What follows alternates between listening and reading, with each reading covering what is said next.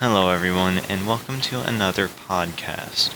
Today we will be having one of my few readers read and think about my first and second chapters to my book. Now, not only will they be doing that, but they will also be giving me feedback to help me improve. Hello, what's up?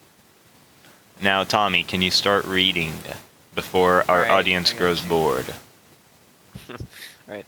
The crowd was bustling along, never once looking towards the convenience store which had alarms blaring. Running out of the store was a young boy with bright yellow hair and a pale, freckled complexion. This was Felix Brown, and he had just barely escaped from an armed robbery.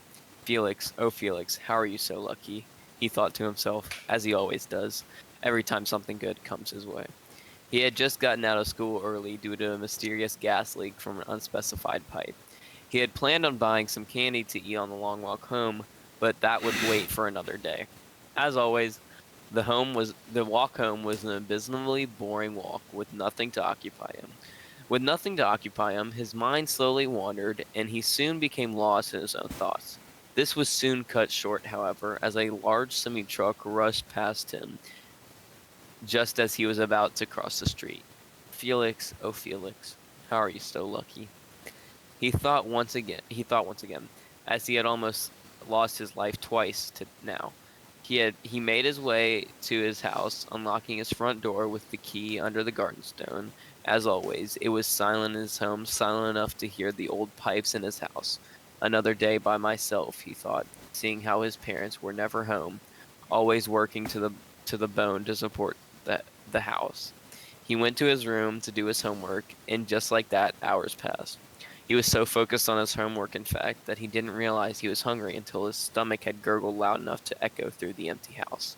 Going downstairs, he went to the kitchen and looked in the fridge. Reluctantly, he pulled out leftover collard greens and garlic bread from 3 days ago and put them in the microwave. He sat there, staring at the microwave until the food was ready because there was nothing else to do. As Felix stared through the microwave window, a flicker caught his eye. Felix stared at the flicker, trying to see what it was, but it only happened once, and no more. As he was staring at the reflection, the microwave suddenly started beeping, snapping him out of his tunnel vision. He pulled the sludge that people called collard greens and sat down at the empty dining room table. As Felix sat down to eat, a sudden wave of nausea came over him, and he suspected that it was due to two things: the repulsive smell of reheated collard greens, or the fact that he hadn't eaten in almost half a day. The solution to both of these problems, unfortunately, involved him eating the collard greens. Luckily for him, the collard greens would be washed down by the garlic bud on his plate. Still sick, he decided to go to bed a bit early. As he lay down, he quickly fell asleep, albeit a fitful sleep. The result for his fitful sleep was due to the flicker he saw. He had dreams where he died, many, many times, and every death he had were the events he narrowly escaped in real life.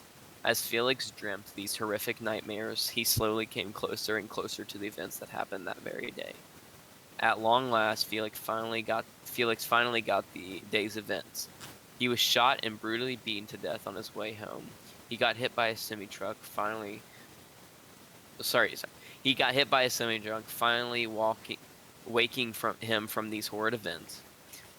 As Felix lay in bed in a cold sweat, he looked around, realizing he couldn't move.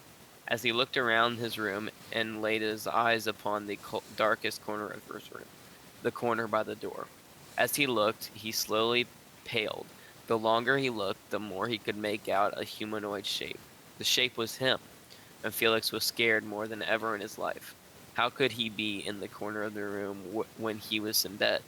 The Felix in the corner slowly stepped forward, his face bloody and his eye missing. Felix lay paralyzed in fear, wondering who or what this impostor Felix was. For what felt like hours, the impostor just stared at Felix with his eyeless sockets. Then suddenly, the strange Felix spoke.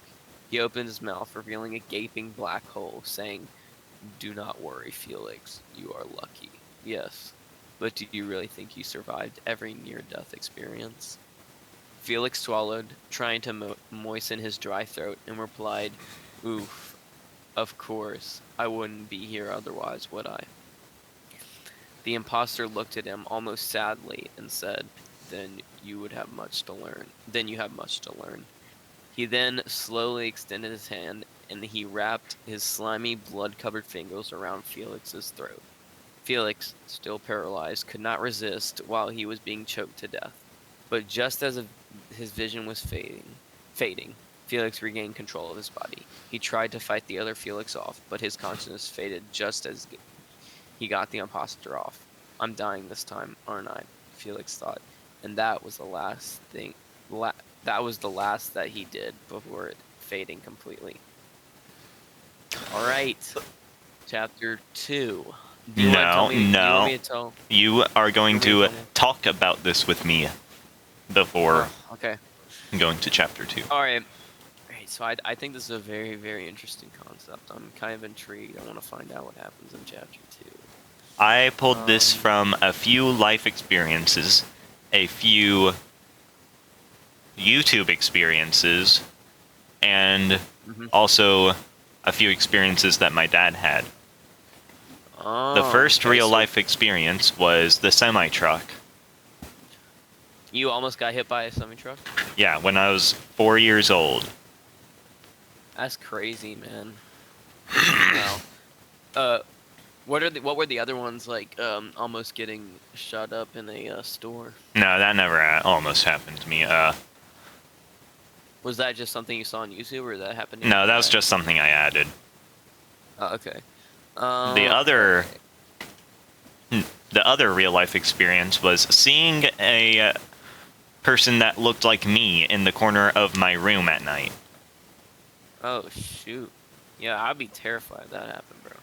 Now, these YouTube inspirations I'm taking from are the Mandela Catalog and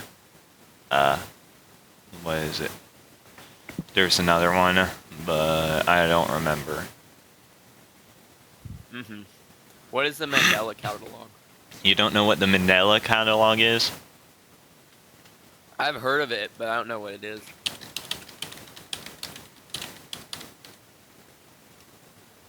Okay, so the Mandela Catalog Wikipedia. An analog horror web series created by an American YouTuber.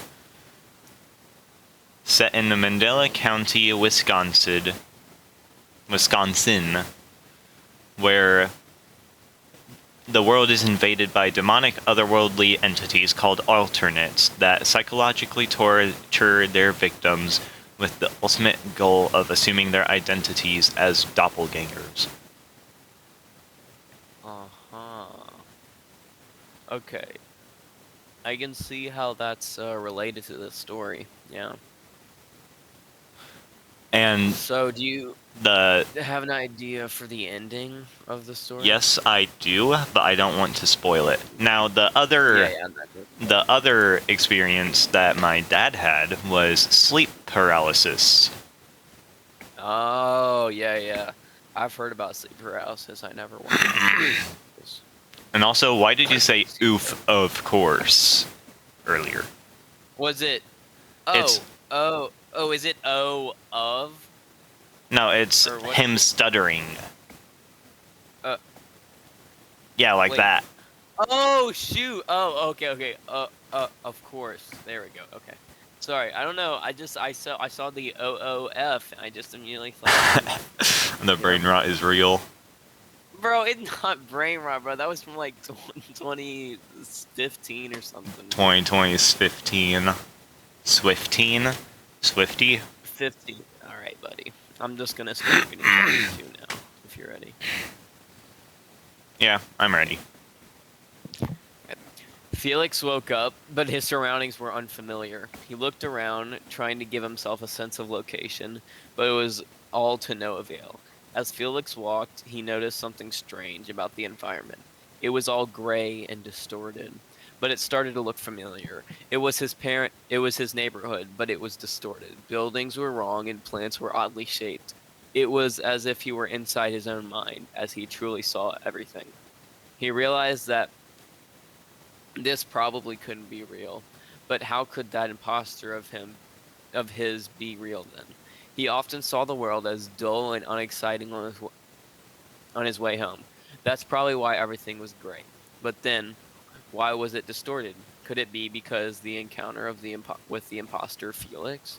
Imposter Felix is kind of lengthy, so I'm going to come up with a different name. Maybe Eyeless? As Felix thought to himself, he noticed something almost as horrifying as when he first met the newly named Eyeless. He saw himself like the Eyeless, except this was another imposter Felix, except his left arm was completely missing. As Felix stood there, he realized he was feeling paralyzed in fear, similar to when when he first met Eyeless. More used to this feeling, though, he was able to move to the slightest amount. This small movement was just enough to make him stumble, completely breaking his paralysis. As he fell, the armless Felix turned around, surprised somewhat. The armless Felix then started to walk up to Felix and held out his hand with a smile. Hey, sorry. Hey, you must be new around here if you fell over like that. Tentatively, Felix grabbed hold of the other Felix's only arm. Armless Felix pulled him up and said, "I'm sure you are confused. Let's get out of here." God, let's get out of the open, and I'll fill you in on the details of this hellscape. As they walked into one of the gray, distorted houses, Armless Felix said, "The others around here call me Armless. I'm sure you can see why. Felix." Shocked, Felix asked, "How do you know my name? Who are you, and what is this place? I shouldn't even be here." Chuckling sadly, Armless said, "Well, Felix, I am you. This is the truth behind our luck. When we die, our consciousness gets transported to an alternate timeline. Actually, it's better to say that it's copied, and the original gets sent to this nightmare. You, Felix, are dead." Felix fell to the ground, his face white as a sheet of paper. "No, this can't be.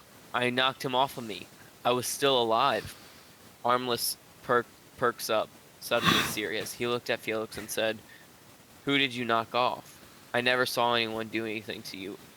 Oh wait, I suppose I should explain what I mean. You see, we can watch, even if it's not our life anymore. You died, but we never saw anyone kill you." Felix looked at Armless, surprised. "You were able to watch me, but you couldn't see Eyeless?" "Oh, I'm not sure if he was from here, but it was a guy that looked just like me. I guess everyone looks more or less the same around here, but this guy looked like me, except he was, eyeless. Eyeless." Armless looked at Felix and solemnly said, "I hate to tell you this, but I'm afraid that your life has somehow been stolen by one of our dead variants. I do believe that Eyeless, as you call him, suffered a gruesome death in which his eyes were plucked out of his head and his brain was slowly scooped out in a medieval lobotomy procedure. I doubt anyone could survive that and not go insane, which I'm sure is why he went back to the real world to take control of your body." Felix, confused, looked at Armless and asked, "Real world? Are you saying that this place isn't even actually real?" Armless looked at Felix and said, You hit the nail on the head. I'm not surprised, really, since you are Felix. It makes sense that you are as sharp as the rest of us. This place, this hellscape, as you call it, is it's oh my god, is just a pocket within our own consciousness from what the rest of us have gathered so far. It exists in every Felix, in every timeline. When we die, we get sent to a new Felix and inhabit this part of their mind until they too die. Felix cupped his head in his hands and said, "I can't believe my life was stolen by myself that was dead. I gotta get my life back somehow." He then looked at Armless and asked, "Hey, Armless, You seem to know a lot about this place. Do you think you can teach me everything you know? The more knowledge I have of this place, the better off I'll be. Armis looked at Felix, surprised by his determination. He then chuckled and said, All right, I'll teach you, but you might want to grab a seat because this will take a while. Let's hope that Eyeless doesn't cause chaos before you get back to your life. I'm ready for part 3 or chapter 3 already, man. As this got even more crazy. So, I thought that was very interesting. I was not expecting it to go there. where were you expecting it to go? I kind of was expecting him to like wake up and it was all a dream, but then he like maybe kept encountering that guy or something. This is definitely more interesting than what I thought was gonna happen. It's like I'm reading the end again. Yeah. Are you talking about like that one Amazing World of Gumball episode where they see that the clown is in the background of almost every occurrence? No, it's not that. I don't. Do you know what I'm talking about? I don't.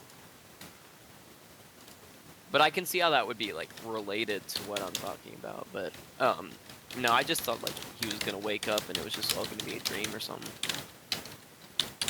Okay, watch my stream that I'm streaming. Right. And this isn't a deleted scene. This was in the actual show. Finished. Go on, show yours. No, you first. Okay, both at the same time. 3, 2, 1. Dude, we were supposed to be doing portraits. Why would you hide a scary clown through a window instead of a beautiful... I've got a telegram for Gumball and Darwin Watterson. Nobody's a nobody, and everybody is weird like you and me.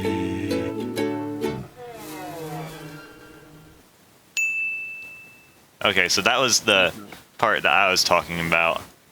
But,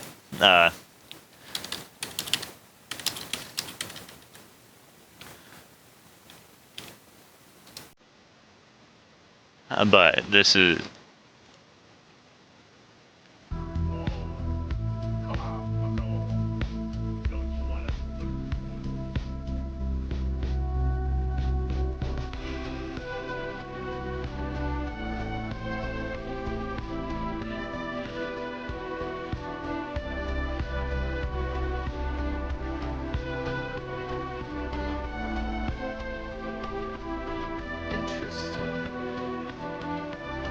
That's kind of what I was thinking.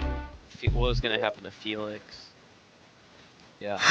Well, I actually got inspiration of most of this chapter from a channel called Gabaleth. Specifically the video they made called Sonic's Last Life. Now, I would show this, but I don't know if I'll get copyright striked for this. So. Okay. Well, yeah. So that's pretty cool. And that was very interesting actually. So now he's gonna. He's in his training arc right now. He's gonna. I mean, all he's learn really the doing ways. is gaining knowledge. It's not like a training arc like an anime. You should make it a training arc like an anime. Okay, first off, we're going He's to do gotta learn to 100 fight sit-ups, Atlas. 100 push-ups, 10-kilometer runs, and 100 that jumping one jacks man. every day for the next 5 years. Yeah, he's got to figure out how to beat Eyeless. Beat him up. Yeah, it'd be like that one punch man training routine, bro. Anyway, I think that's the end of this podcast episode, and have a good day or night whenever you're watching this. Goodbye. Bye, everyone.